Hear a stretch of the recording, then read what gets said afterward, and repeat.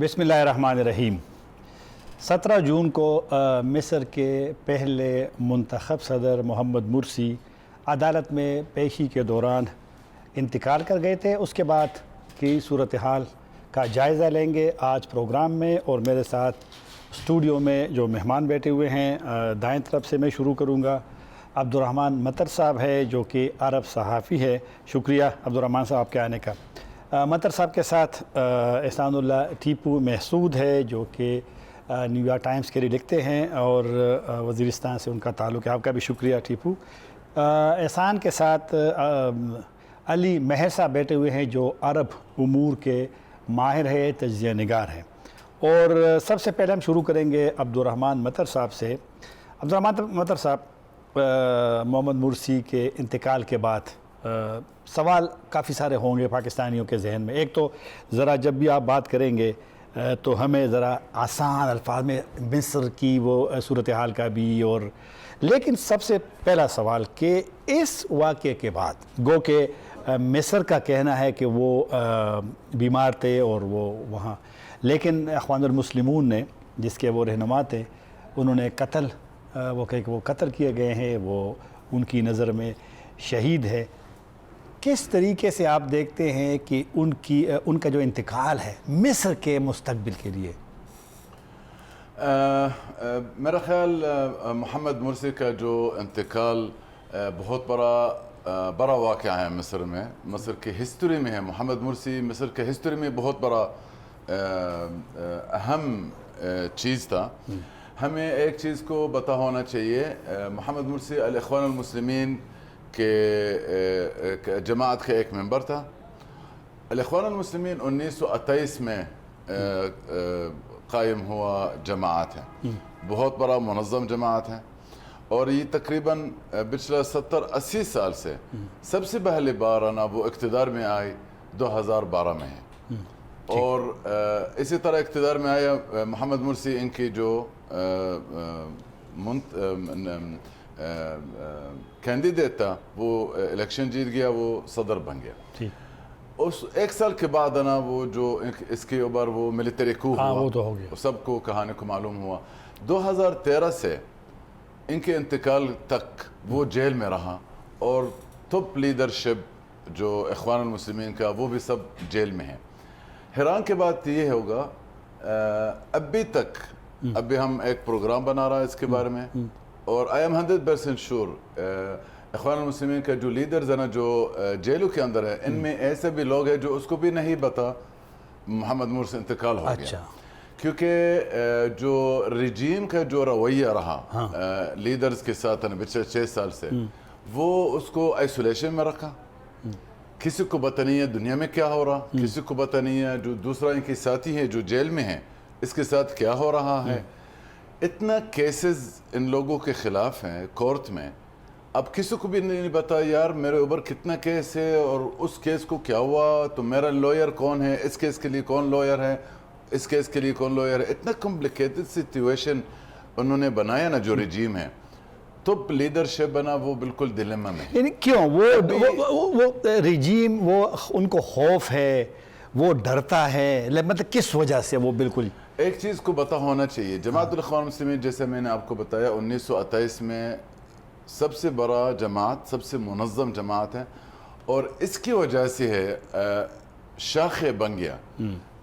اردن میں ہے، شام میں ہے، الجزائر میں ہے، ہر عرب ملک میں تقریباً الاخوان المسلمین کا شاخ بن گیا۔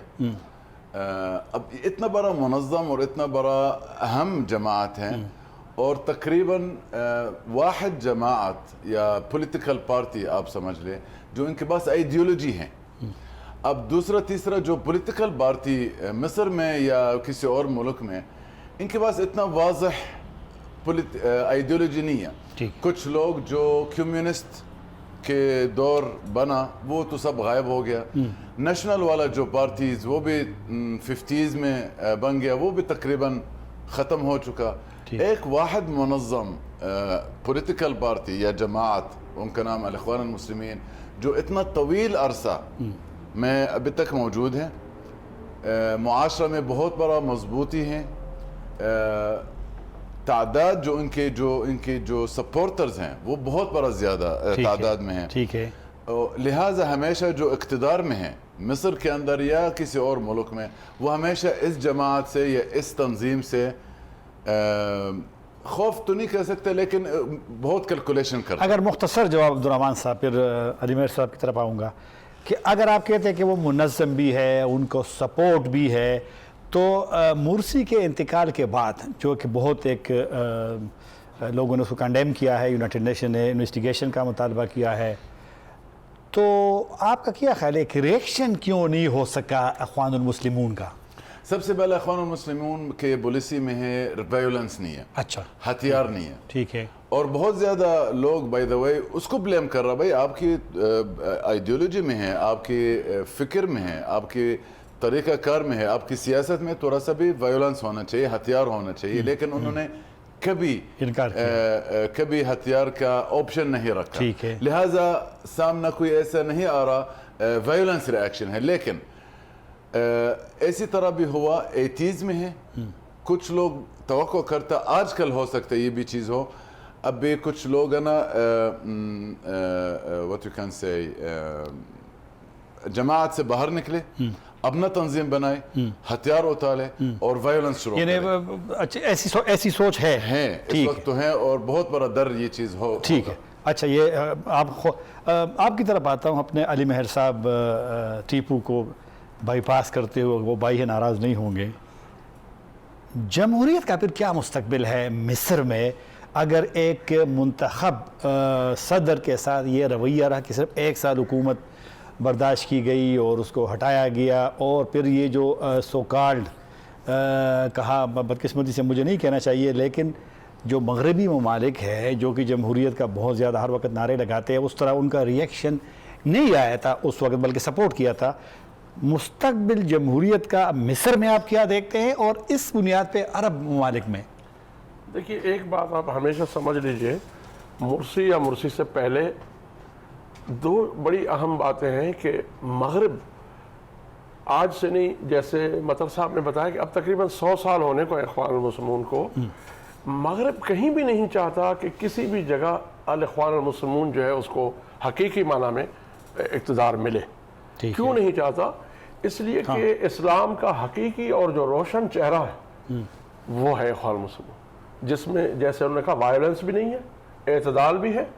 یہ چیز مغرب نہیں چاہتا, کیونکہ یہ مغرب کی جو وہ اسلام کے خلاف جو پروپیگنڈا ہے جس میں وہ یہ کہتا ہے کہ بڑے انتہا پسند ہیں اور جنگجو ہیں, یہ ناکام ہو جاتا ہے. اور اس سے پتہ یہ چلتا ہے کہ پرامن اور سیاسی جدوجہد کے ذریعے یہ لوگ کیسے اسلام کو آگے بڑھاتے ہیں. اس لیے مغرب تو ہے شروع سے مخالف. یہ 1928 سے میں بات کر رہا ہوں. اخوان المسلمون کا بانی اور لیڈر امام حسن البنا بھی اس طرح کے عجیب قسم کے حالات میں بیچارہ قتل ہوا. یہ بھی آپ دیکھ لیجیے 49 میں. پھر ایک بات یہ ذہن میں رکھیے کہ اسرائیل کے ارد گرد جو بھی ممالک ہیں, خاص طور پہ مصر چونکہ بہت بڑی قوت ہے, عرب دنیا کا سب سے بڑا ملک ہے آبادی میں, فوج سب سے بڑی ہے اس کی, بڑا حساس معاملہ ہے. اسرائیل سمجھتا ہے کہ کوئی بھی ایسا حکمران جب آئے گا یا جو پارٹی آئے گی, اس کا مطلب ہم ختم ہو گئے, ہماری سیکیورٹی ختم ہو گئی. اس پہ پوری دنیا اور مغرب کا بھی ایک بہت بڑا چیلنج. ٹھیک ہے. اسرائیلی وزیر اعظم نے مرسی رحمہ اللہ کی وفات سے بہت پہلے ان کے اقتدار میں جب وہ جیل میں, تو یہ بات صاف کہی کہ مرسی ہمارے ساتھ کسی قسم کی مفاہمت کے لیے تیار نہیں تھا. یعنی وہ یہ سمجھتے تھے کہ یعنی کوشش کی گئی ہے. اچھا, اسرائیلیوں نے کوشش کی کہ اس کو یہ کہیں کہ بھئی تم یہ ضمانتیں دو, یہ گارنٹیز دو, یہ اس نے نہیں کیا. نہیں, آپ اس وقت اقتدار کی بات کر رہے ہیں؟ ابھی اس وقت اقتدار میں تھا. اور اس کے بعد اسرائیلی وزیر اعظم نے یہ کہا, جب یعنی آپ مغرب کا رویہ دیکھیں کہ جان کیری یہ کہتا ہے کہ وہ جنرل سی سی جس نے ایک منتخب حکومت کہہ رہے یہ شخص جمہوریت کے لیے کام کر رہا ہے. جب لوگوں نے کہا کہ یہ لوگوں کو قتل کر کے جمہوریت کے لیے کام کر رہا ہے, تو جان کیری چپ ہو گیا. یعنی وہ بھی یہ سمجھتے تھے کہ مصر کے اندر کوئی بھی ایسی جماعت جو فلسطین کے حقوق پر کوئی معاملہ نہیں کرے گی وہ اسرائیل کے لیے خطرہ ہے. لیکن مشکل ایک اور ہے جس کو ہمیں سمجھنا چاہیے, اور میرا خیال ہے اصل ایشو ہمارا ہے. عالم اسلام میں جمہوریت ہمیشہ جو ہے وہ بڑی برے حالات میں رہی ہے, خاص طور پہ عالم عرب میں. آپ کو میں ایک ریسنٹلی یہ بات بتاؤں کہ ابھی جو مکہ میں 14ویں اسلامی سمٹ ہوئی, اس کی سائیڈ لائن پہ 3 ملکوں کا ایک سہ فریقی اجتماع ہوا. وہ کون تھے؟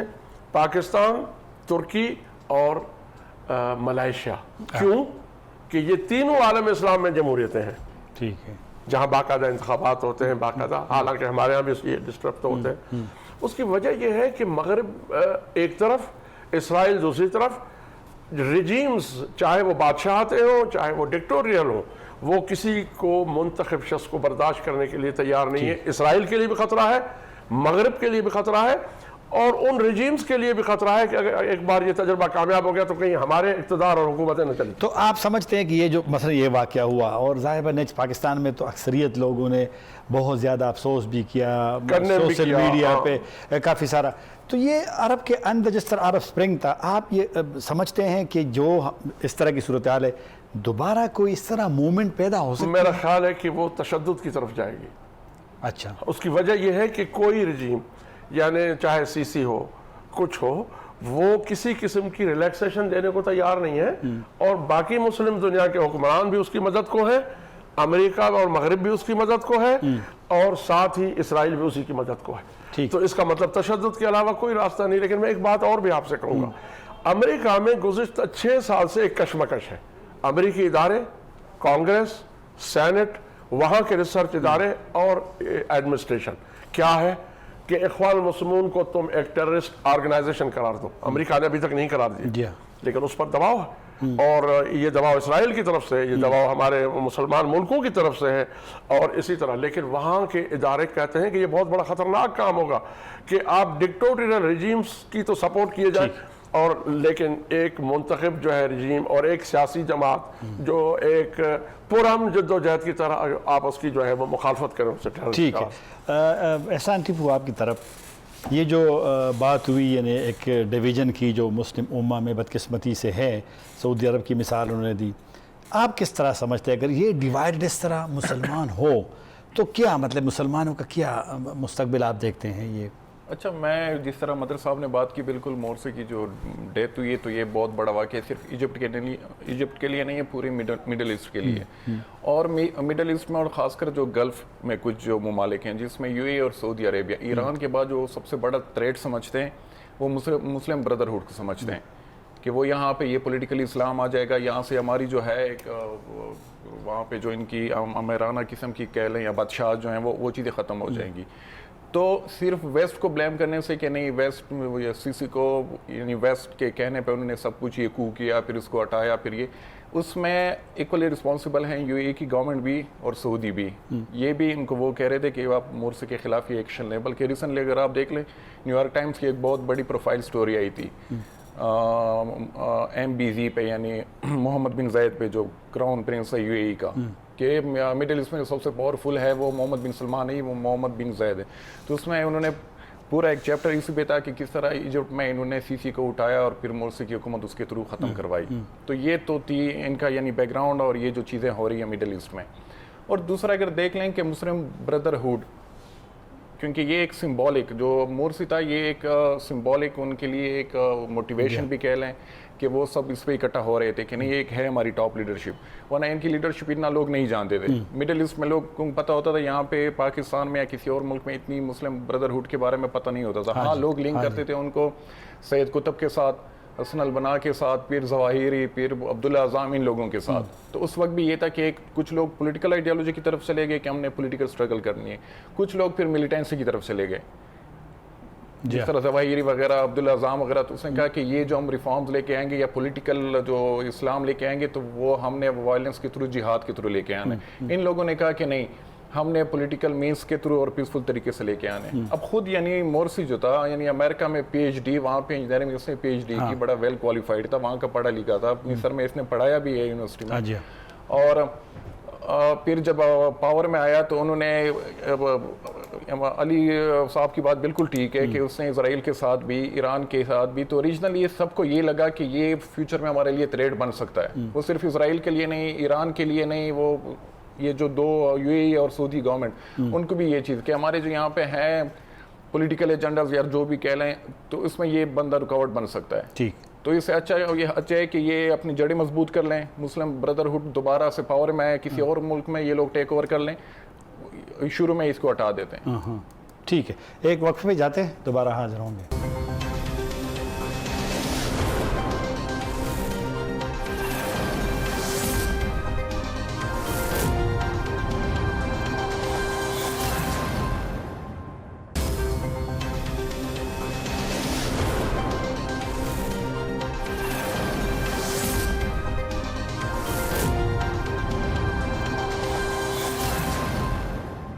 दोबारा हाजिर है. अब्दुर्रहमान मतर साहब, आप रिस्पांस को, रद्द अमल को मोहम्मद मुर्सी की वफ़ात के बाद किस तरह समझते हैं? क्योंकि सिर्फ तुर्की के सदर साहब की तरफ से उन्होंने जनाजे में भी शिरकत की, गायबाना जनाजे में, और बड़ा सख्त बयान भी उसका आया ट्विटर पे, और तकरीर में भी मुतालबा भी किया उन्होंने. क्यों, क्या वजह है? क्योंकि मुंतखब लीडर थे, ठीक है, कुछ डिप्लोमेटिक मसाइल मुश्किलात होते हैं, लेकिन अगर एक मुल्क के सदर और इम्पॉर्टेंट अहम मुल्क के सदर और अहम शख्सियत एक वो कर सकता है, तो क्या है, आप रिस्पांस से मुतमईन है? मेरा ख्याल रिस्पॉन्स काफ़ी नहीं है. इख्वान मुस्लिमीन का जो स्टेटमेंट आया, इसमें एक मुतालबा ये है इंटरनेशनल कम्युनिटी कायम करे और इंटरनेशनल इन्वेस्टिगेशन हो जाए जी. और उन्होंने ये भी बोला यूनाइटेड नेशन की तरफ से होना चाहिए, एक इन्वेस्टिगेशन कमेटी कायम करे और इन डिटेल्स रिपोर्ट बनाए जो इसमें सब कुछ पता चल जाएगा. क्योंकि इख्वान मुस्लिमीन का दावा ये है, इनकी जो लीडर है या मुंतखब सदर मोहम्मद मुर्सी पिछला 6 साल जो उन्होंने जेल में गुजारा, उन्होंने तकरीबन अक्सर टाइम उसको आइसोलेशन में रखा गया जी. और ज़्यादा से ज़्यादा उसको दवाई नहीं दिया, मेडिसिन उसको नहीं दिया. मोहम्मद मुर्सी बीमार था, इनकी ऑलरेडी ब्लड प्रेशर और डायबिटिक्स का बीमारी थी, उसको रेगुलर मेडिकेशन नहीं मिलता था, बल्कि कुछ ऐसे सोर्सेज जो बता रहा था बिल्कुल दवाई उसको मिलता नहीं था. कई बार मोहम्मद मुर्सी आया कोर्ट में और उसको फुल ग्लास कमरा में रखा जाता था, जो इसकी वजह से वो भी नहीं सुन सकता था कोर्ट में क्या हो रहा है, जज साहब क्या बोल रहा, अटॉर्नी जनरल क्या रिस्पॉन्स कर रहा, इनकी लॉयर जो गवर्नमेंट की तरफ से अपॉइंट किया गया वो क्या दिफा कर रहा, उसको मालूम नहीं हो रहा.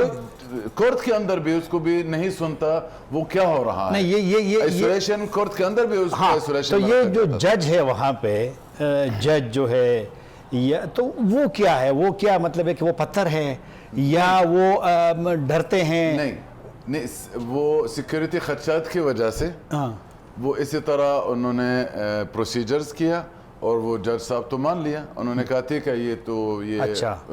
बहुत बड़ा थ्रेट्स उसको मिल रहा था, तो लिहाजा हमें मजबूरन उसको इसी तरीके में उसको पेश किया जाए. बात ये नहीं है, बात ये है बहुत बड़ा वायोलेशंस हुआ कोर्ट के अंदर हैं, जो तकरीबन एमनेस्टी इंटरनेशनल इसके बारे में कई बार, देखो बहुत ज़्यादा दुनिया में बहुत ज़्यादा ऑब्जेक्शंस रहा मुर्सी के जो कहानी के बारे में. अभी तक ऐसा कोई किसी तरफ से रिएक्शन हमने नहीं देखा, किसी ने एक्सेप्ट नहीं किया गया यूनाइटेड नेशन की तरफ से. अभी तक हमने देखा नहीं है वाकई जो वायोलेशन हो रहा था इसके ऊपर इन्वेस्टिगेशन होना चाहिए. ये बहुत बड़ा अफसोस है. और ये नहीं, यूएन ने कहा नहीं है, यूएन का तो बयान आया तो है. प्रैक्टिकली हमने कुछ देखा, प्रैक्टिकली हमने देखा नहीं है. और ये मैं आपको ये बता रहा हूँ, ये बहुत बड़ा अफसोस है. ये काफ़ी सारे लोग के सामने बहुत बड़ा सबूत है इंटरनेशनल कम्युनिटी वेस्ट स्पेशली कितना बड़ा मुनाफकत कर रहा है. और इस वजह से ऐसा पॉलिसीज की वजह से है, तशद्दुद शुरू हो जाता है, रिएक्शन शुरू हो जाता है, लोग वायलेंस की तरफ जाता है. ठीक है, अब्दुर्रहमान साहब ज़रा थोड़ा सा सोशल मीडिया का बताइएगा कि मिस्र के अगर लोग या अंदर हो, वहाँ तो शायद इतनी ज़्यादा वो फ्रीडम ना हो, या जो अरब बाहर हैं, बाहर रहते, यूरोप में रहते, किसी और जगह, سوشل میڈیا پہ کیا ریئیکشن تھا عرب ممالک میں اور عرب میڈیا میں اور جیسا؟ سوشل میڈیا اسپیشلی مصر کے اندر بہت بڑا کنٹرول ہے. اچھا. افسوس ہے ٹھیک ہے. مصر کے اندر امریت چل رہا ہے. ہاں جی. اور اکثر عرب ممالک کے اندر بھی امریت چل رہا ہے. سوشل میڈیا ایسا مین ہے جو کچھ لوگ کے پاس چانسز ملتا ہے اپنے رائے اور اپنا موقف کو بیان کرنا. لیکن اس کے اوپر کیا ہو سکتا ہے؟ سوشل میڈیا کی بہت بڑا رول تو ہے اس میں، تو کوئی شک نہیں ہے. لیکن جب آپ مصر اتنا بڑا ملک ہے جو اس میں 100 ملین پلس پاپولیشن ہے، اور آپ اس دنیا میں اس دور میں ہیں اور آپ کو بھی نہیں پتا حقیقتاً کیا ہو رہا ہے مصر کے اندر، کیونکہ انڈیپینڈنٹ میڈیا الاؤڈ نہیں ہے. بہت زیادہ چینلز اور بہت زیادہ نیوز ایجنسیز جو independent news agencies independent channels وہ مصر کے اندر موجود نہیں ہے، کیونکہ گورنمنٹ اس کو اجازت نہیں دیتا. جو سوشل میڈیا کے اوپر بھی ایک بہت بڑا کنٹرول ہے. کئی ممالک کے اندر بھی یہ چیز چل رہا ہے، لہٰذا ہمیں بھی پتہ نہیں چل رہا حقیقتاً کیا سچویشن ہے. آج کل سودان کے اندر بھی یہ چیز ہو رہا ہے، بائی دا وے الجیریا کے اندر یہ بھی چیز ہو رہا ہے، الجزائر کے اندر ہے. عرب دنیا امریت کے شکار میں ہے، اور میرا خیال دنیا کو بھی پتا، لیکن دنیا اسپیشلی ویسٹ اور اسپیشلی جو جمہوریت کو پسند والا جو ممالک، اس کی طرف سے کوئی ایسا ریاکشن نہیں آیا، یہ بہت بڑا افسوس ہے. ٹھیک ہے. تو علی مہر صاحب، اگر ریاکشن نہیں آتا، آپ کیا سمجھتے ہیں؟ ایک تو مصر کی میں نے پہلے سوال کیا تھا کہ مصر کا مستقبل اب کیا جمہوریت کے حوالے سے ہوگا، کیونکہ 2012 میں اگر وہ اخوان کو ووٹ دیتے ہیں، صدر منتخب کرتے ہیں، اور پھر اتنا اس کے ساتھ جو ظلم ہوا ہے، تو آپ سمجھتے ہیں کہ مصر کے اندر اسی طرح ڈیموکریٹک لوگوں کو رائٹ مل سکتا ہے، لوگ فریڈم کے ساتھ دوبارہ اپنے لیڈروں کو منتخب کر سکتے ہیں، یا اسی طرح الیکشن ہوئے نا کبھی زندگی میں، پہلے 100 سال میں ایک بار الیکشن ہوئے اور صحیح معنوں میں اوپن نظر آ گیا. نہیں تو عوام کیا مطلب اگلے عرصے میں عوام کو دیکھیے جی، عوام کے تو حالات یہ ہیں کہ جب انہوں نے اس منتخب حکومت کے گرنے پر احتجاج کیا تو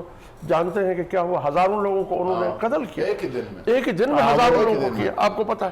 اب اس کے بعد سے یہ لوگوں کا پیچھا کر رہے ہیں. اس وقت رجیم جو ہے اس کے پاس کوئی کام نہیں ہے سوائے جس کے بارے میں شک ہو اس کو اٹھا کے لے جائے. ان کی فیملیز، یعنی مرسی جیسے شخص کو، اس کی فیملی کو 6 سالوں میں کوئی ایک آدھ بار بمشکل ملنے دیا گیا. ساری دنیا شور مچاتی رہی لیکن انہوں نے نہیں سنا. اس کی وجہ یہ ہے کہ جیسے میں نے آپ سے کہا کہ مغرب جو ہے وہ یہ سمجھتا ہے کہ اگر ان کو کچلا نہیں گیا اس طرح کی رجیمز، اس طرح کے لوگوں کو، تو مغرب کا وہاں جو پنپنا ہے اور اس کے جو ایجنڈا ہے اس کے لیے مشکل کھڑی ہو جائے گی. یہ ہے، اسی لیے مغرب ترکی کے اب خلاف کیوں ہو گیا، امریکہ کیوں ترکی کے لیرا کو گرانے کے لیے اور اس کے لیے خلاف ہو گیا، اس لیے کہ وہاں وہ آزادی ہے. لوگ بولتے ہیں، خود ترک صدر بولتا ہے. اسی طرح وہ ملائیشیا ہے، وہاں بھی اسی طرح. لیکن بدقسمتی ایک اور بھی ہے کہ مسلم دنیا میں آپ یہ چھوڑ دیں جو اس کے چھوٹے صحافی ہیں اور دوسرے علماء ہیں، جہاں بھی وہ کچھ بولتے ہیں مصر کے علاوہ بھی ان کو کچلنے کے لیے وہ تیار بیٹھے ہیں. اور یہ یعنی ویسے مسلمانوں کے درمیان اتحاد نام کی کوئی چیز نہیں ہے، لیکن ریجیمز کے درمیان اتنی زبردست کوآرڈینیشن ہے کہ کوئی شخص کسی کے خلاف نہ بول سکے. یعنی اگر کوئی ایجپشن کسی اور ملک میں بھی ہے اور وہ ان کا مخالف ہے رجیم کا، تو اس کے ساتھ وہاں پہ زیادتی، اس کو پکڑنا، یہ وہ پکڑ دھکڑ. آپ اندازہ کیجئے کہ ملائیشیا جیسے ملک سے جہاں سے اٹھا کے جو ہے نوجوانوں کو جو ہے وہ لے گئے. اب ہمیں تو مرسی یاد ہے نا، مرسی سے پہلے آپ ان کو پتا ہے کہ 10 نوجوانوں کو پھانسی دے دی گئی، کوئی ٹرائل نہیں، کچھ نہیں مصر کے اندر. یہ جو علی مہر صاحب آپ نے بھی تشدد والی بات کی، عبد الرحمن صاحب نے بھی کی، کہ اگر اسی طرح صورتحال جاری رہی منتخب افراد کے ساتھ، لیڈروں کے ساتھ، تو ممکن ہے کہ نہیں. میں تو شروع سے ہی کہتا ہوں کہ القاعدہ کا بانی کون ہے؟ حسنی مبارک ہے، جو مصر کا پچھلا. کیوں حسنی مبارک ہے؟ بھائی ہزاروں نوجوانوں کو آپ لے جا کے جیلوں میں تعذیب ان کو دیں گے، آپ ان پہ تشدد کریں گے، کیا ہوگا اس کے نتیجے میں؟ تو القاعدہ ہی بنے گی نا. آپ نے جمہوریت کے لیے کوئی راستہ ہی نہیں چھوڑا. اس وقت جو کچھ مصر میں ہو رہا ہے اور عالم عرب میں ہو رہا ہے، وہ ایک اور القاعدہ جو ہے اس کے لیے راستہ ہموار کرے اور زیادہ منظم طریقے سے، کیونکہ کوئی جمہوریت نہیں ہے. اب آپ مجھے بتائیں نا، یو این کیسے کوئی ایکشن لے سکتی ہے کسی چیز پر کہ اس کے جو سلامتی کونسل کے مستقل ممبران ہیں وہ ان مجرموں کے ساتھ ملے ہوئے ہیں؟ کیا کرے گی یو این؟ UN کا سیکرٹری جنرل کیا کر سکتا ہے سلامتی کونسل کے مرضی کے بغیر؟ اور سلامتی کونسل کے سارے ممالک جو ہے وہ رجیم کے ساتھ کیا ہو سکتا ہے؟ صحافی قتل ہو جائے بری طرح وحشی طریقے سے، کچھ بھی نہیں ہوتا، ہو ہی نہیں سکتا۔ احسان ٹیپو آپ کی طرف یہ جو بات کر رہے ہیں کہ جی القاعدہ مثلا داعش ہے جو کہ اب کافی کمزور بھی ہے، شکست کا گیا جگہ جگہ پہ ہے، لیکن بہرحال مکمل ختم تو نہیں ہے۔ تو یہ جو اگر ڈیموکریٹک سیٹ اپ کو آپ الاؤ نہیں کرتے، اس کے لیڈر کو آپ پکڑتے ہیں، ان پہ جاسوسی کا الزام، ان پہ اپنے لوگوں کے قتل کا ایک جھوٹا سا الزام جس کو لوگ جھوٹا سمجھتے ہیں، اس کو آپ، اور وہ مارا بھی گیا جس طرح اخوان کہتے ہیں کہ اس کو آپ نے قتل کیا ہے، آیا یہ القاعدہ یا داعش یا اسی طرح کے اور تنظیموں کے اس موقف کو تقویت اس سے نہیں ملتی کہ وہ کہہ رہے ہیں کہ اگر الیکٹڈ لوگ کام نہیں کر سکتے، وہ خلاف ہے نا جمہوریت کے، تو ان کی نظریات کو، داعش وغیرہ کے نظریات کو تقویت نہیں ملتی اس سے؟ نہیں، اسے تو بالکل، اب داعش خود جس طرح ماہر صاحب نے بات کی کہ القاعدہ کیسے وہ بنی، پھر داعش خود یعنی وہ کیسے بنا عراق میں جب امریکن یہاں پہ آئے، تو اور داعش آلریڈی وہاں پہ کافی ایکٹیو بھی ہے، یعنی ایجپٹ میں وہاں پہ سینائے کا جو علاقہ ہے وہاں پہ بہت بڑے بڑے اٹیکس بھی انہوں نے کیے، اور وہاں پہ اٹیکس ہو رہے ہیں وہاں پہ، اور ڈیفینیٹلی جب آپ سپریس کرو گے ہر چیز کو کہ کوئی وہاں پہ بول نہیں سکے گا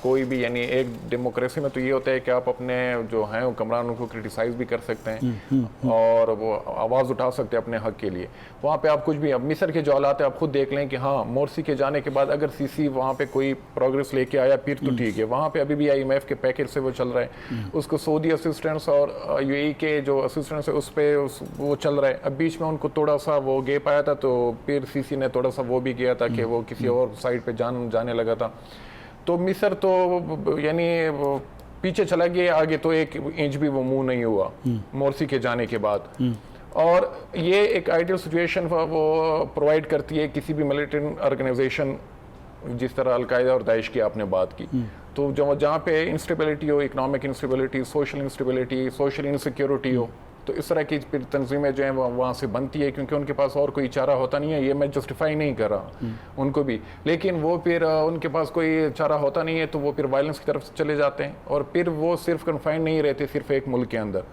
ان کی آئیڈیالوجی پھر گلوبل یعنی مسلم ورلڈ تک وہ ہو جاتی ہے، تو پھر ریجن کے جتنے ممالک ہیں وہ بھی پھر اس کو وہ کرنے پڑتے ہیں۔ آدھے منٹ میں بتائیے کہ جو رسپانس پاکستان میں آیا ہے، مطلب ہے کہ حکومت تو خاموش ہے، کیا کوئی رسپانس نہیں آنا چاہیے تھا؟ سینٹ میں تو کل چلو قرارداد جماعت اسلامی کا منظور ہو گیا، اب کنڈولنس کا اور یہ وہ، حکومت کا کوئی، عمران خان صاحب تو نہیں بالکل آنا چاہیے، کیونکہ پاکستان جو کلیم کرتے ہیں کہ یہ بھی ایک ڈیموکریسی ہے، اور وہاں پہ ایک ڈکٹیٹر نے ایک ڈیموکریٹک سیٹ اپ کو وہاں کا جو جس طرح وہ بات ہوئی کہ 100 سال میں پہلی دفعہ وہاں پہ الیکشن ہوئے تھے اور ایک ڈیموکریٹکلی الیکٹڈ پریزیڈنٹ بنا تھا، اس کو ہٹایا گیا، پھر جس طریقے سے پورا ٹرائل ہوا تو وہی بڑا ڈوبیس قسم کا، پھر ان کی جو ڈیتھ ہوئی ہے، تو یہ سب چیزیں بالکل کنڈیم کرنا چاہیے۔ ہاں یہ ایک ریڈ یعنی جاتے وہ PMLN کی طرف سے مریم نواز نے وہ ٹویٹ کی تھی، بلاول بھٹو زرداری نے بہت سٹرانگ ٹویٹ کی تھی، مولانا فضل الرحمان نے جماعت اسلامی کی طرف سے، تو پھر وہ غائبان گورنمنٹ کی طرف سے بالکل خاموشی ہے۔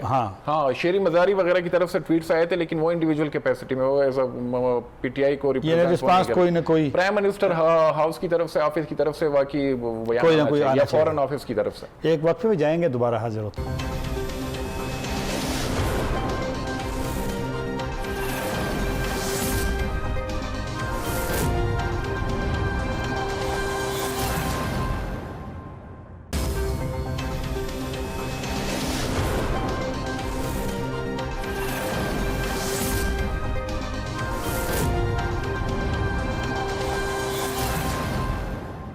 دوبارہ حاضر ہیں عبد الرحمن صاحب۔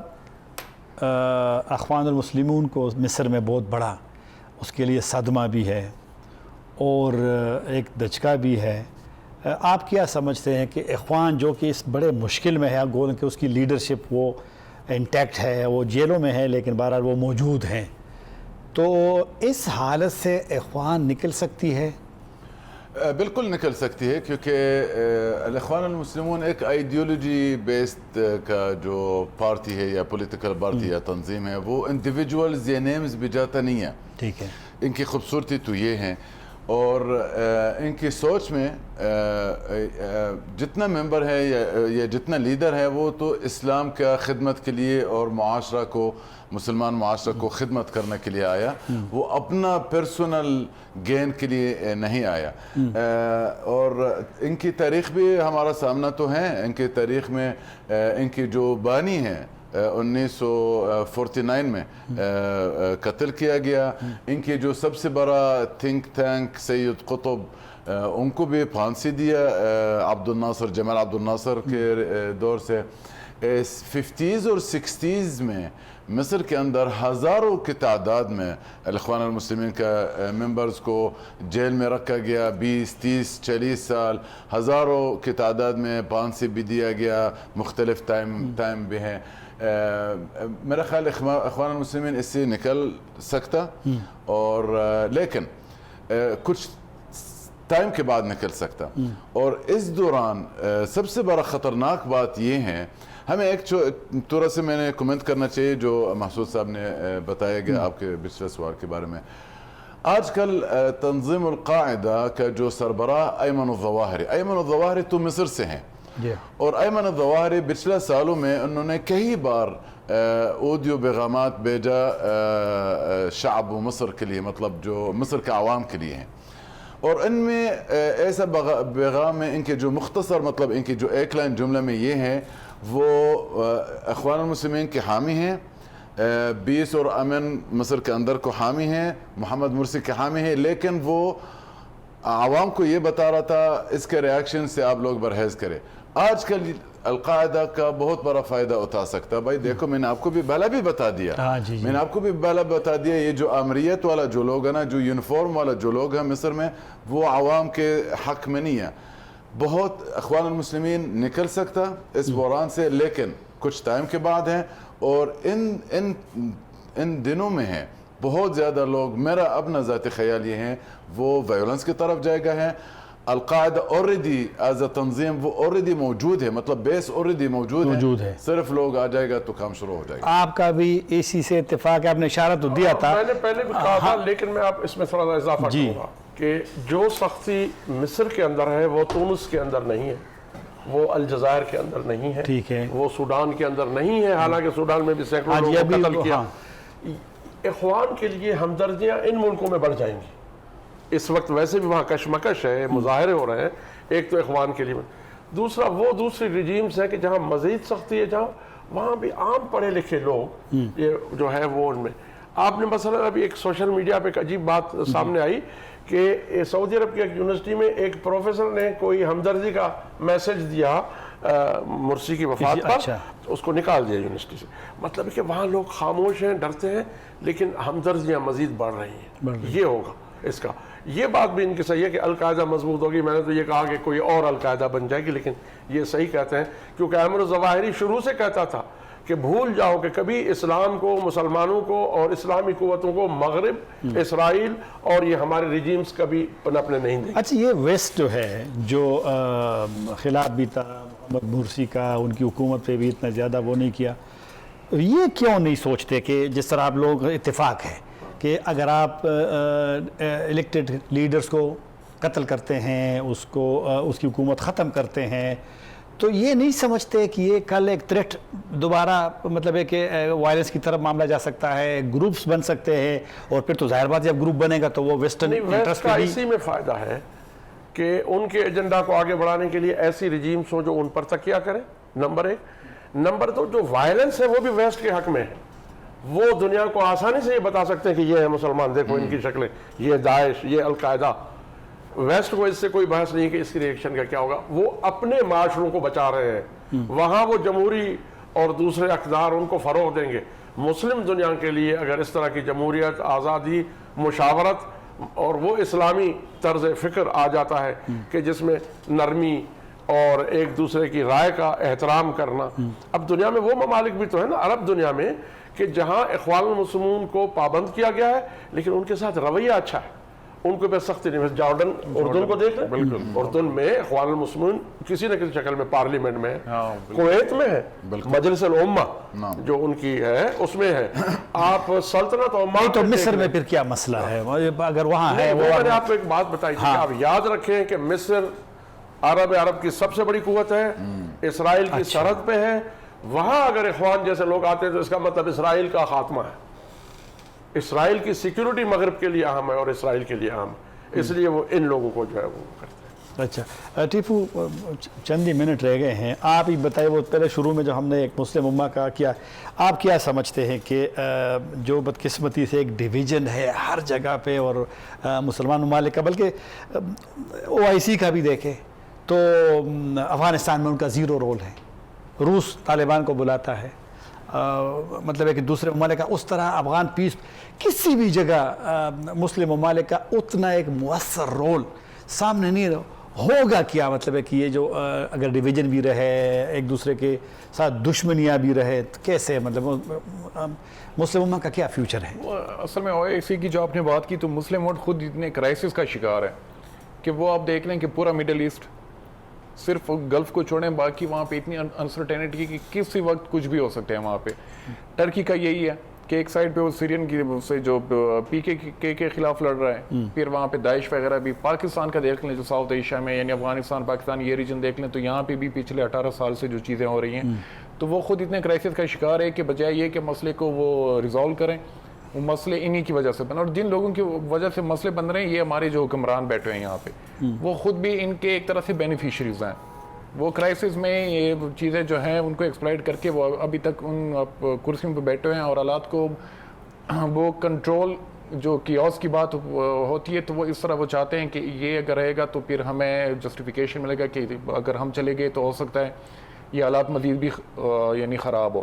اور دوسری جو آپ نے بات کی ایجپٹ کے حوالے سے, یا جو عرب سپرنگ جو تیونس سے وہ چیز جو سٹارٹ ہوئی وہاں سے, تو وہ اصل میں ایک ریئیکشنری چیز تھی, اس کے پیچھے کوئی آئیڈیالوجی نہیں تھی. جس طرح اگر آپ یعنی ہر انقلاب جسے ہم کہتے ہیں اس کے پیچھے آئیڈیالوجی ہوتی ہے. اب ایران کا دیکھ لیں, باقی جہاں پہ بھی سوویٹ جو ریولوشن تھا, فرینچ وہ دیکھ لیں, تو اس وجہ سے وہ پائیدار ثابت نہیں ہوا. وہاں پہ یعنی پورے نا وہاں پہ لوگ بھی اٹھے, پروٹیسٹ بھی ہوا, وہاں پہ کافی لوگ بھی مرے ہیں, یوتھ اس موومنٹ کو وہ لیڈ کر رہے تھے, کوئی ایک آرگنائز پارٹی نہیں تھی ان کے پیچھے, تو وہ آئے وہاں پہ لوگ, لیکن پھر الٹیمیٹلی وہ چیز واپس چلی گئی انہی لوگوں کے پاس. اب یعنی ایجپٹ میں جو سب سے بڑا ایک گڑھ سمجھا جاتا ہے انقلاب کا عرب سپرنگ کا, تو وہ چیزیں واپس چلی گئی ہے, بلکہ اس نے مبارک سے بھی بدتر سچویشن وہاں پہ ہو گئی ہے. ٹھیک. عبدالرحمن صاحب, آخری چند منٹ رہ گئے ہیں, آپ کا کیا خیال ہے کہ جو UN کا بھی تھوڑا سا آیا ہے, تشویش کا اظہار کیا ہے, پھر کوئی امکان ہے کہ کوئی انویسٹیگیشن اس کی انٹرنیشنلی ہو جائے؟